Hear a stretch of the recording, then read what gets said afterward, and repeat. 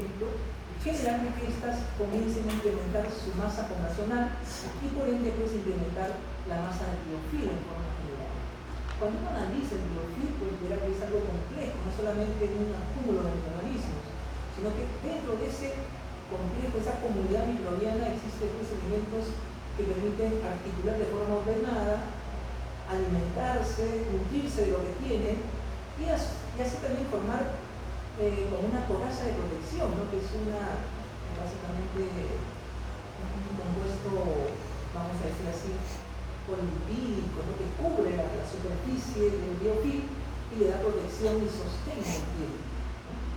Entonces, biofilm en sí hay en diferentes partes de la naturaleza. Si uno analiza el biofilm, lo puede encontrar en el medio ambiente, ¿no? Cuando encuentra este tipo de materiales, instrumentos, en desuso, ¿no? Metálicos básicamente. Pero como ustedes pueden ver, la humedad del medio ambiente, los nutrientes escasos que pueden existir, ¿no? Tal vez el pH que condiciona que un microorganismo, ¿no? desarrolle alguna superficie de este material inerte, material metálico. A su vez también, ¿no? Lo clásico es ver biofilm, por ejemplo, en las cañerías, ¿no? Estas cañerías antiguas de metal.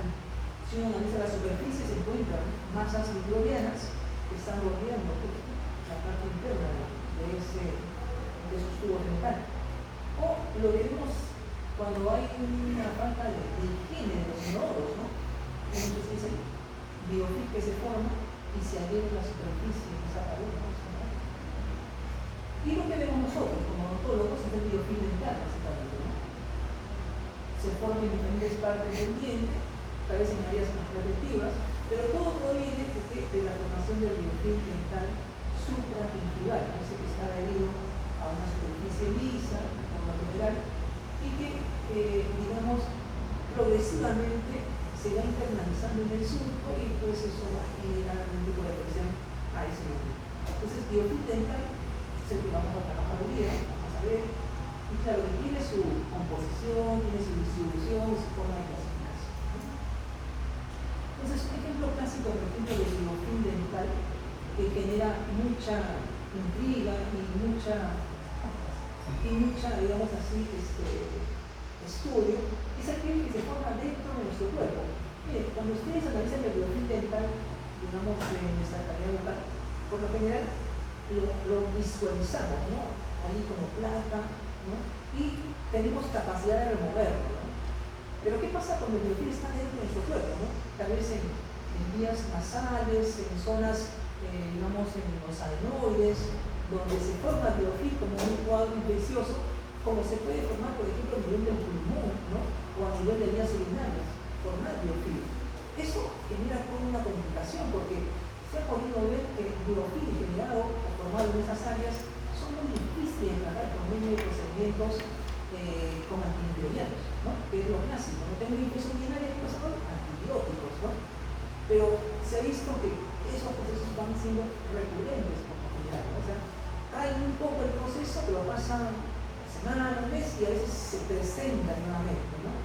Igual, cuadros crónicos donde los cuadros infecciosos no son posibles de tratar o de mejorar con los antibióticos, tienen ya otro manejo y tal vez el manejo sea quirúrgico. ¿Por qué? Porque dentro de esa área infectada, las bacterias forman biofilm, ¿no? Y forman como una masa de protección, una coraza de protección, que hace de que el antibiótico o el antibiótico de la forma más idónea. Hay estudios que manifiestan que a veces para llegar, ¿no?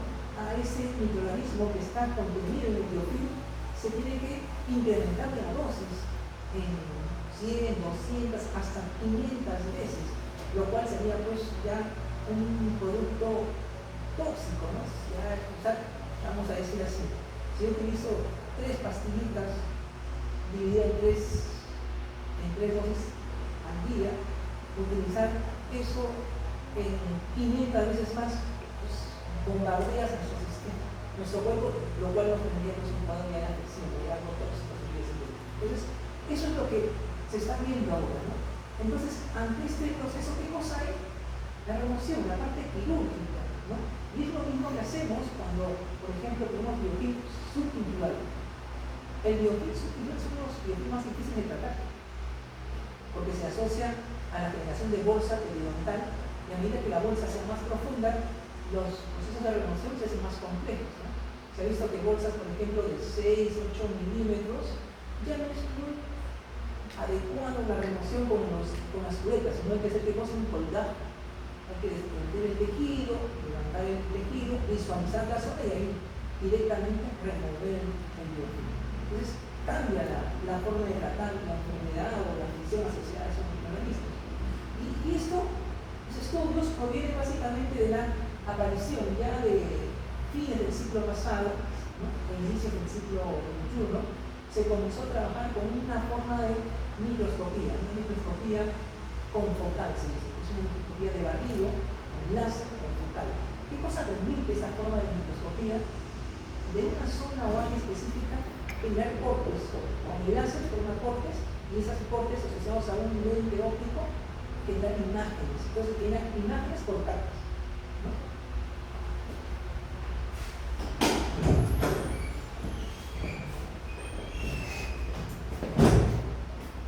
Y esas capas, ¿no?, nos permiten ver, digamos, fases de la formación, de la fase inicial, cómo se forma el biofilm, hasta la fase más madura de la formación del biofilm.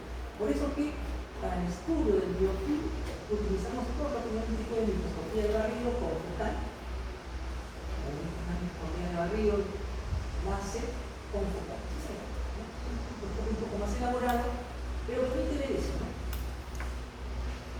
Y como hemos dicho, el biofilm se forma en diferentes partes de nuestro cuerpo. O sea, en el biofilm, por ejemplo, a nivel de zonas pulmonares, ¿no?, bronquiolos, a nivel de, digamos así, de catéteres, ¿no? O sea, catéteres que son esos instrumentos, aparatos, ¿no?, que se colocan dentro de nuestro cuerpo, ya sea a colocar medicamentos, sustancias medicamentosas por vena, ¿no?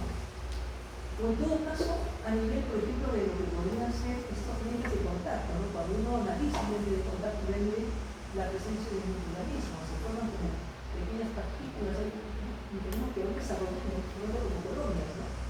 Esas son, por ejemplo, biofilm.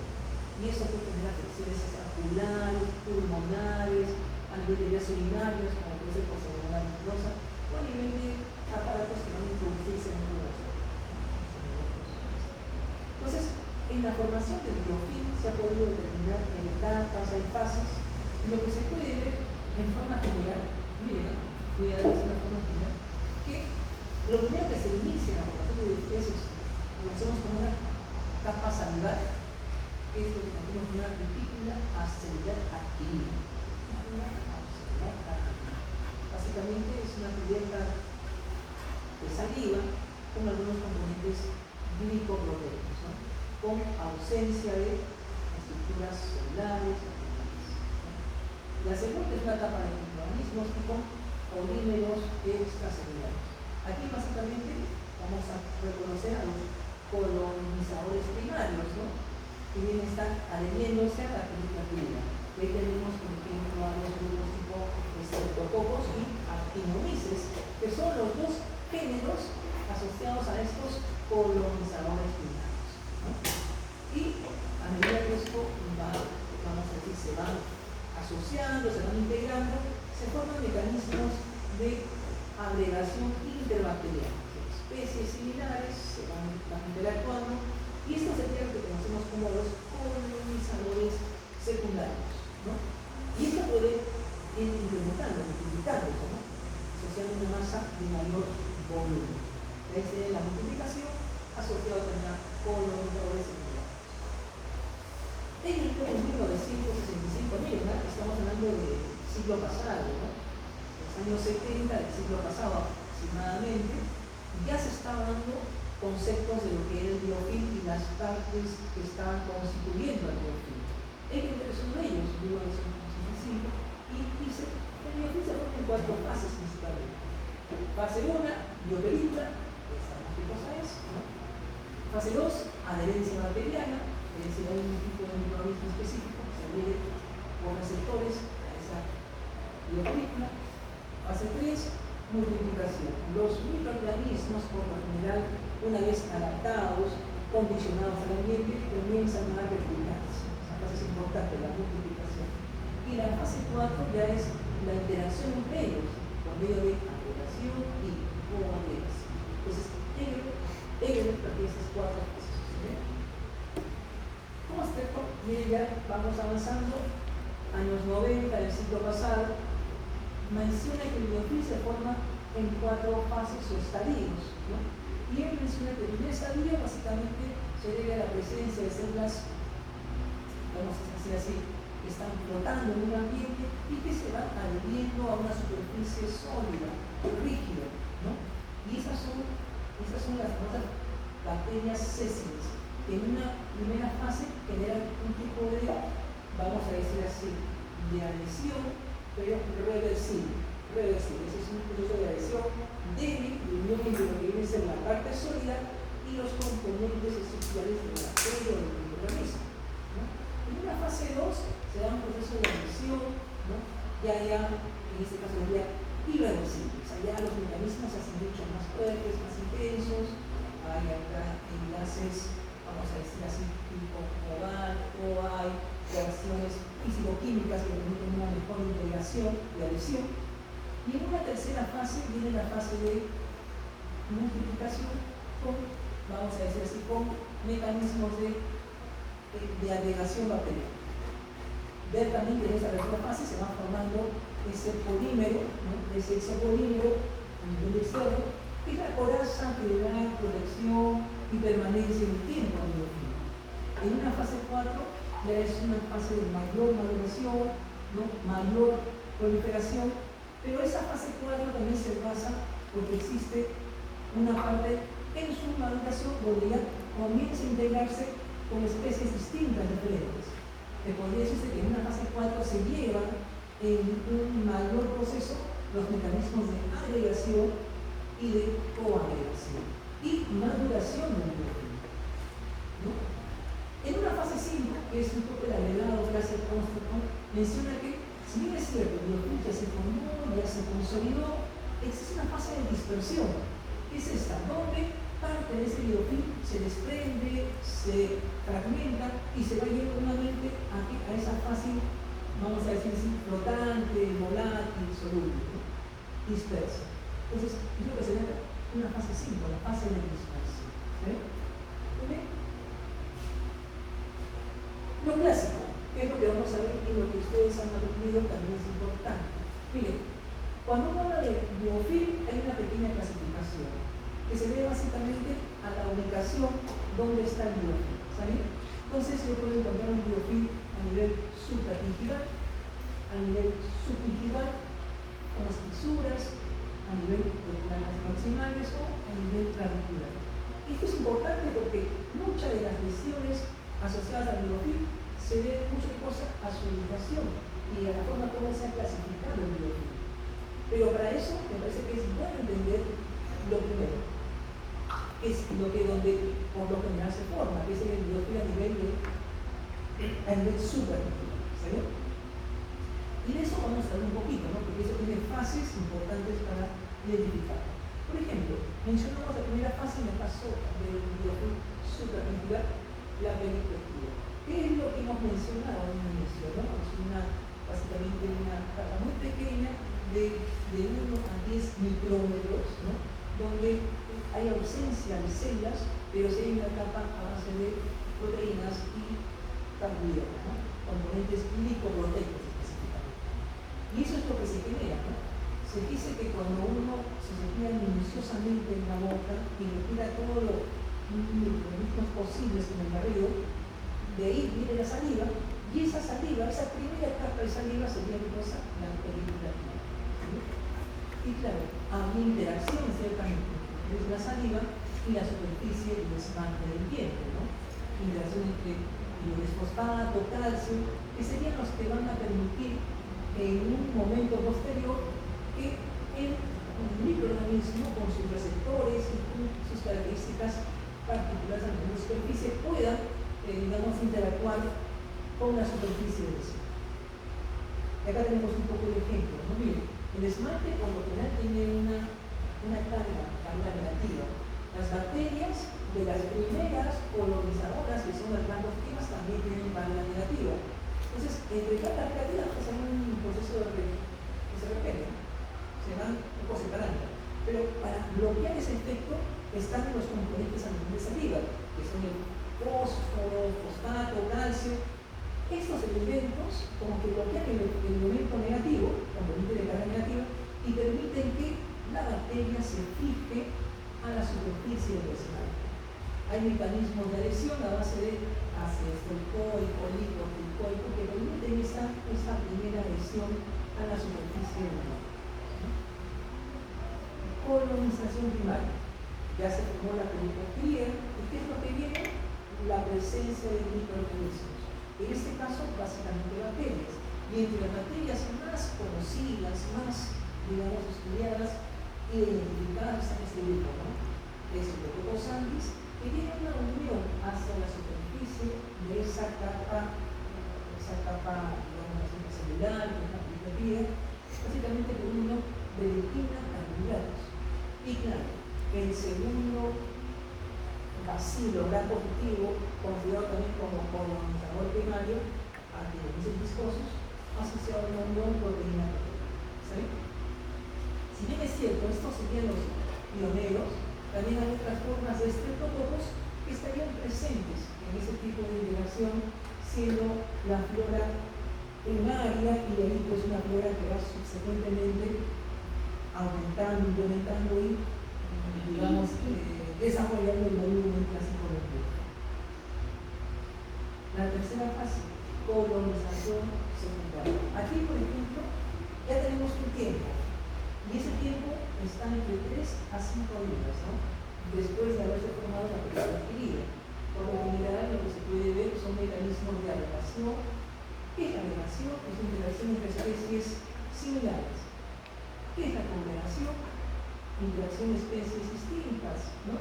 Y claro, y hay una adhesión en menor grado. En este caso, las bacterias aumentan en número y ya establecidas van desapareciendo y van ingresando nuevos tipos. ¿Qué es lo que se puede ver acá? Cambios microbianos, una competencia por el sustrato, producción de peróxido de hidrógeno por algunas bacterias, las bacteriocinas, que son básicamente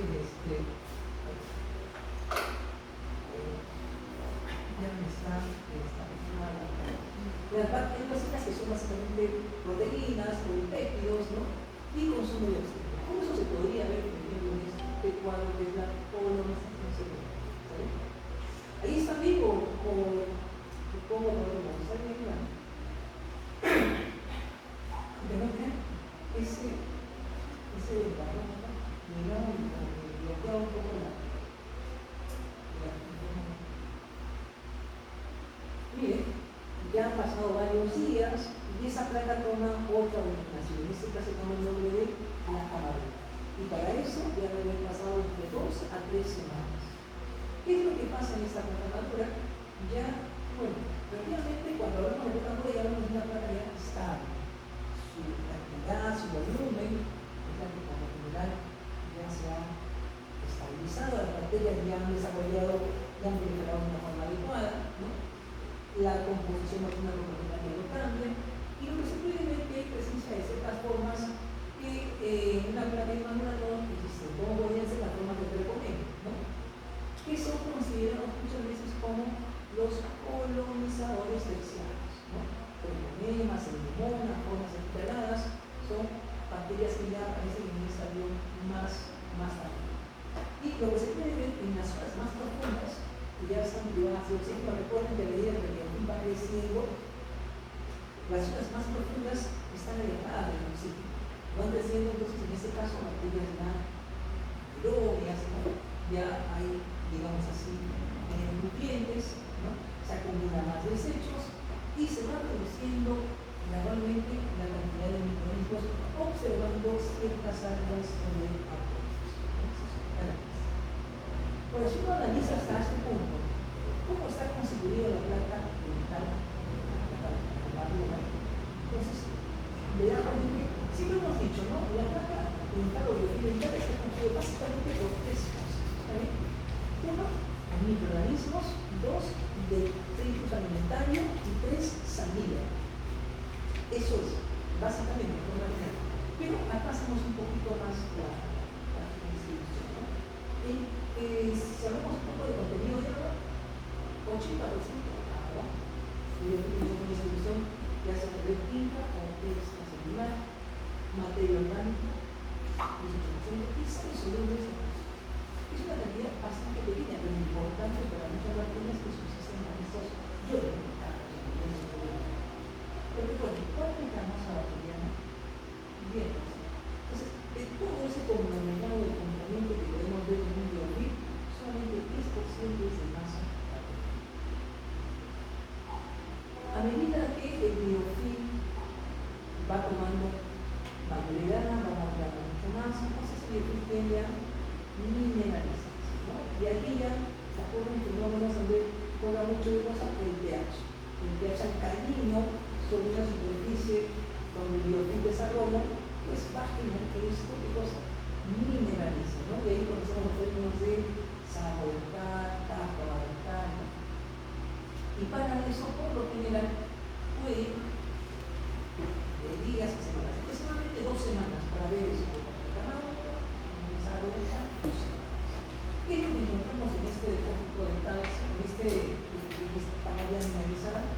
Sale de calcio, fósforo, algunos minerales como fosfatita, hidrogita, ¿no? Y claro, y lo que vemos acá se pueden ver esas masas de complejo al día saliente, y que hasta cierto punto son a veces un poco difíciles de mover, ¿no? Pero lo que importa es que una vez removida, estas dejan superficies un poco rugosas, ¿no? Digamos, fáciles de que la planta o el momento que llegue se adhiera rápidamente y se vuelven nuevamente sanos. ¿Qué es lo que se busca? Una vez retirado el sarro tan espeso, que se quede lisa. Y por eso es importante ya sea con esas tapas de caucho, ¿no? O algunas escobillas especiales, ¿no? Que se pueda alisar la superficie del diente para evitar pues, una mejor forma que la fractura dental. Porque cuando tiene una está rugosa, media corposa, es fácil de que el biofilm que vaya realmente se vaya a evitar. Y lo otro, casadilla todo lo que es súper. ¿Y cómo se forma el biofilm subgingival? Bueno, si uno analiza acá, acá está la superficie, vamos a decir así, circular, la cuestión inicial, está en la tela.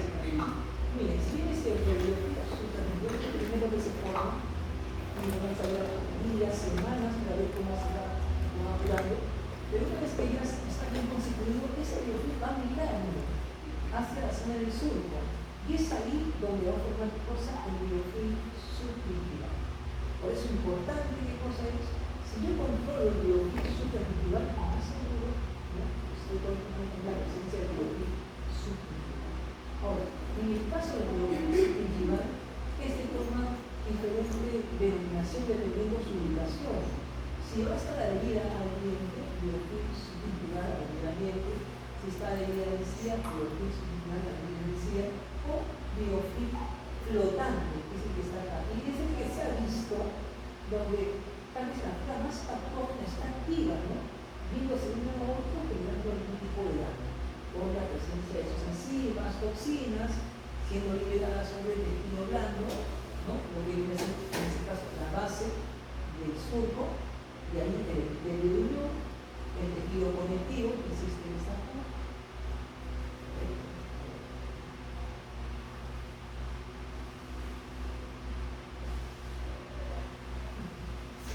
Este es el tejido conectivo, ¿no? Y acá está lo que es la cresta ósea, ¿no? Porque viene a ser el proceso alveolar. Entonces, ese daño que es progresivo, ¿no? Se asocia básicamente a la presencia del biofilm subgingival, ¿no? Claro, hay ejemplos de otras áreas, regiones donde el biofilm puede desarrollarse, en superficies dentales, fosas, fisuras, porque se ve aquí.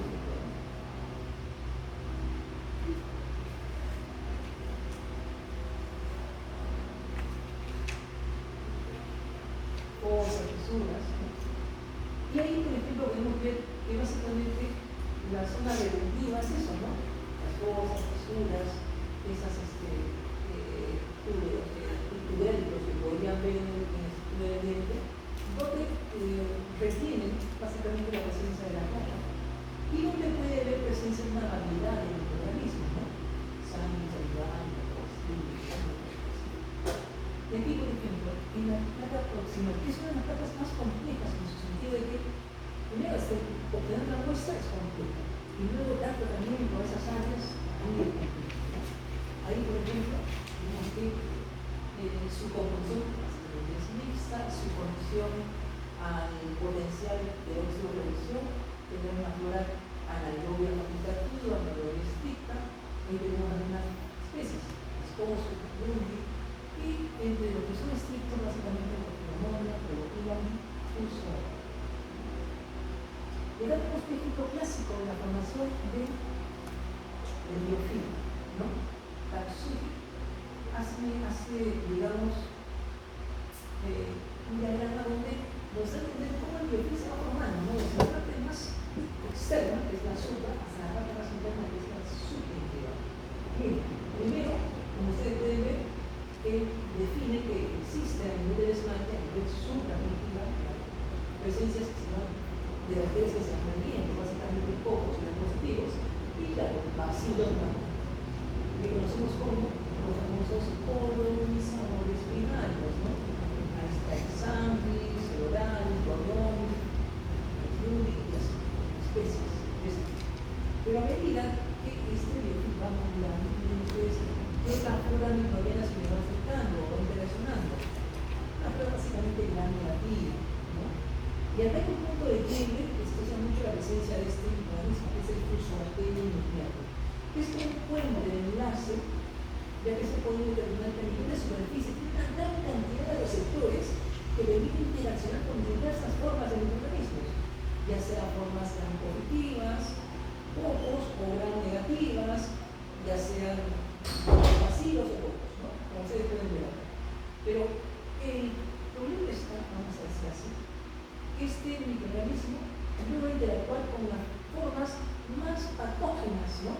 Digamos así, que están asociadas a las lesiones periodontales. Por ejemplo, como Treponema dentícola, Poikilomonas gingivalis y Panarela falciparum. Este grupito de tres bacterias es lo que se conocemos como el famoso complejo rojo. El que Sobransky muy inteligentemente definió como el grupo, digamos así, más malvado, más dañino de las bacterias, porque está activando una gran cantidad de proteasas que están destruyendo, digamos así, el ligamento periodontal, el epitelio del unión, el tejido conectivo, el hueso. Entonces, está destrozando el periodonto, haciendo que con el tiempo presente una manifestación que a veces es muy difícil de contrarrestar, que es la movilidad. Están los traumatólogos y van a ver que cuando un diente se mueve, va a ser muy difícil estabilizar un año. Tal vez revisando todo, pero solamente con un tratamiento, tal vez un poco ya la regeneración, los alimentos un poco más complejos, para estabilizar. Porque ya cuando hay movilidad es porque ya ha perdido mucho soporte.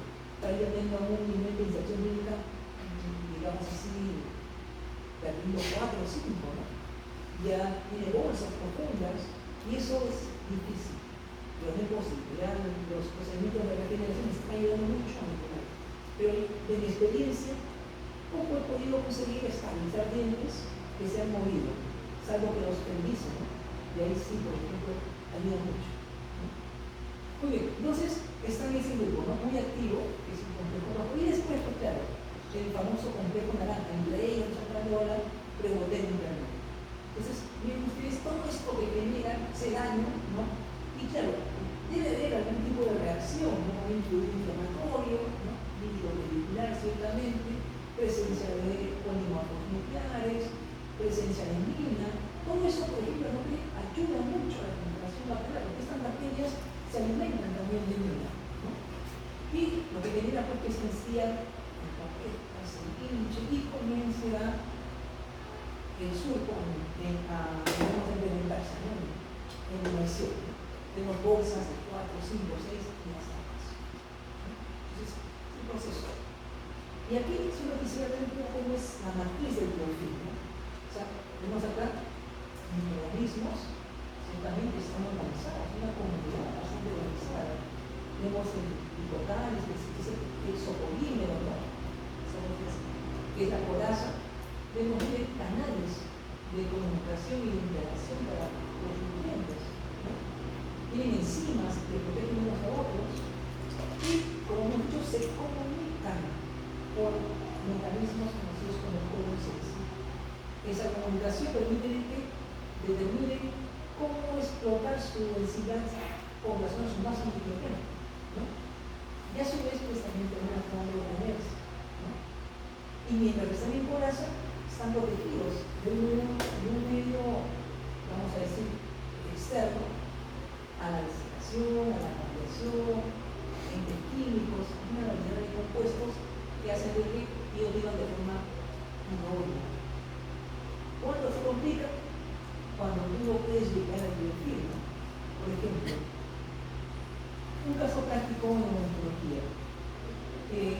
Cuando tenemos un cuadro donde ya hay afección de la pulpa dental, ¿cuál es el procedimiento más común a eso? Una endodoncia, ¿no? Yo elimino esa pulpa infectada, preparo ese conducto, sello, y de alguna forma logro controlar un cuadro infeccioso, inflamatorio que se presenta.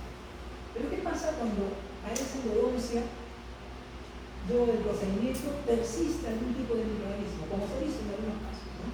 Géneros, por ejemplo, como Candida albicans, especies, por ejemplo, como Enterococcus fecalis, Faecio, pueden persistir, porque tienen algunos mecanismos de resistencia a algunos antimicrobianos que utilizamos para limpiar o eliminar bacterias en el conducto ocular,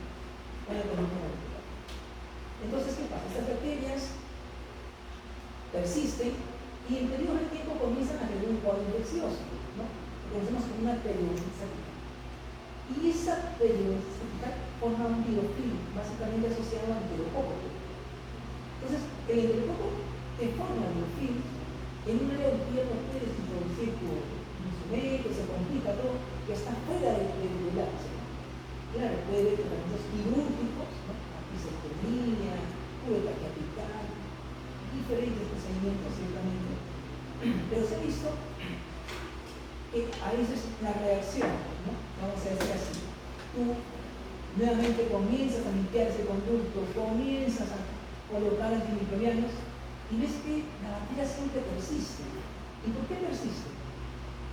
Bueno, persiste porque la bacteria ha formado biofilm.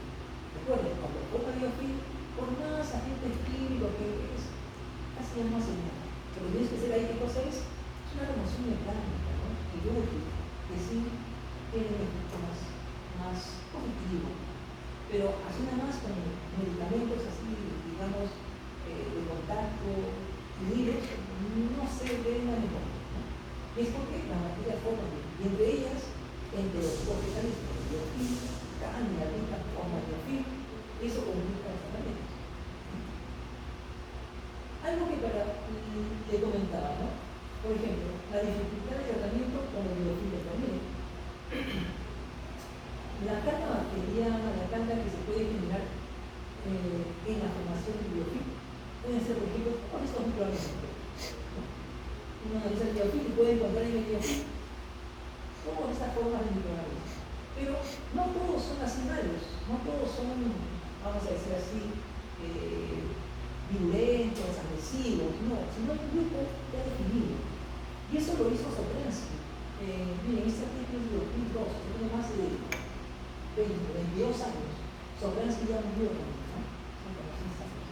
Entonces, él, por ejemplo, en un estudio minucioso, yo lo considero como uno de los microbiólogos más talentosos en el estudio de la microbiología periodontal, es que hace una clasificación muy interesante, ¿no? De todos los estudios que ve, lo que analiza, de lo que ha podido observar y hacer pruebas con diferentes microorganismos, viendo sus factores de diferencia, encuentra de que si yo genero una pirámide de microorganismos, puedo definir que en la parte de la cúspide, la parte más alta, donde se asocia la presencia de esos organismos muy violentos, defino que hay 3 géneros específicamente. Y a ese género, ese grupo, lo denomina como el complejo rojo. Y define 3 géneros y especies. Escuchen, Porfiromonas cultivares, Canalacasitia y Treponema lentico. Ese grupo es muy activo y muy lento, y dice que está asociado básicamente al nivel subjuntival de la mayoría de las patologías biológicas. Y define, bueno, así como hay un grupo muy activo, muy lento, también hay un grupo que actúa a nivel medio. Ese grupo lo pondré como el complejo naranja. Esto es más o menos el trabajo. Y el complejo naranja encuentra ahí, viene acá, a Campylorgia rectus, Fusonoculum Prebote intermedia y otros más. Y ya en la base hay otros grupos mucho menos prógenos, son agradables, son comensales y de forma primitiva. Y está el complejo amarillo, verde, violeta y azul. ¿No? Y cada uno tiene un grupo determinado. En el azul, la camisa se conecta a los políticos, una válvula, en el verde, el pinela, la canistofada, y en este caso el amarillo está el grupo de los estreptócoccus. ¿Saben? Entonces, recuerden esto es básicamente la forma general, pero este estudio, que ya tiene más de 20 años, puede definir que todavía hay muchos artículos que trabajan en esto, ¿no? Ver la violencia de algunos microorganismos presentes en el biofilm. Y básicamente el nivel subjuntival es el que estudia esa violencia. Y aquí, para ver un poco la relevancia que tiene el biofilm, cuando uno hace estudios de biofilm, tiene que entender que el biofilm, dependiendo su ubicación, mire, sea a nivel suprajuntival o a nivel subjuntival, va a desarrollar una flora microbiana que va a ser considerada específica, y muchas veces específica al desarrollo de una patología o enfermedad. Si bien es cierto, mire, en la formación del biofilm dental, uno tiene estas fases o procesos, colonizadores primarios, secundarios, tardíos, maduración del biofilm, ¿no? Y, claro, y una patogenicidad no específica, porque no son bacterias específicas, sino un todo. Puede haber en ese grupo algún tipo de flora que sí tiene capacidad específica de daño, como puede ser, por ejemplo, el grupo mutant, y entre ellos especies como mutans y zombies, ¿no? Que tienen una capacidad específica a desarrollar, ¿no?, algún tipo de daño a nivel de alguna superficie, en este caso a nivel del esmalte, ¿no? ¿Cómo desarrolla eso? Bueno, para que esta bacteria crezca, desarrolle y genere una actividad que ayude a cambiar el pH, la condición ácida de una superficie, pues debe tener un sustrato. Ese sustrato da la dieta, básicamente el azúcar, ¿no? Y claro, ese pH prolongado, como hemos dicho, pH crítico 4.5, 5.5, tiempo de acción 20 a 30 minutos. Con ese tiempo ya se está generando un tipo de daño, ¿no?, que puede ir increciendo, interesándose, y lo cual va a generar ¿qué cosa? Una caries y con ello una progresión de esta enfermedad, ¿no? ¿Qué tiene el huésped como elemento localizante? Básicamente la saliva. La saliva es insuficiente, la saliva a veces, digamos, dieta carbónica gas de noche, la saliva va a ser escasa y por tanto, pues el efecto va a ser anímico, ¿no? Y en el otro caso, en el caso de del biofilm subjuntival, también encontramos ¿qué cosa? Una flora también específica. Y ahí está el completo rojo. Porfiromonas cultivares, Treponema lentico, Canalacasitia, y claro, y un patógeno que está asociado mucho a un cuadro muy agresivo, conocido como peritonitis agresiva, ¿no?, que hay cosa el Ageribacter activo en ese peritoneum.